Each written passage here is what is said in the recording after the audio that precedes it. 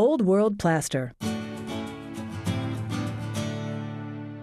Before you begin this technique, make sure you prime your surface, then apply your flat or satin base color and allow it to dry for 24 hours. We're showing this technique over a smooth surface.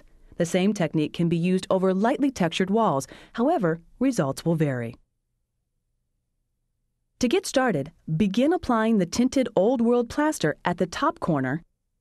Cut in with the paintbrush along trim, wall, and ceiling edges. Work in an area no larger than 2 by 2 feet. Fill in the area with a 3/8-inch nap roller. Work in irregularly shaped sections to reduce the chance of lap marks. Next, we'll be using a blue steel spatula. Before you begin, lightly sand the rounded corners with fine sandpaper to avoid scraping your surface. Hold the blue steel spatula at a low angle. Lightly skim across the plaster, removing little to no product in a crisscross pattern to leave trowel marks. Use a smaller spatula in tight spaces and corners. Repeat the process across the room, wiping the spatula frequently with a rag to avoid buildup of dry plaster. Let the first coat of plaster dry about 4 hours.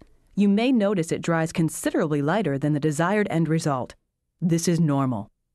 Next, hold the spatula at a high angle and gently scrape over the surface in crisscross motion. This dry burnish creates a soft sheen and knocks off any ridges. Now you're going to wet burnish in 2 by 2 foot sections.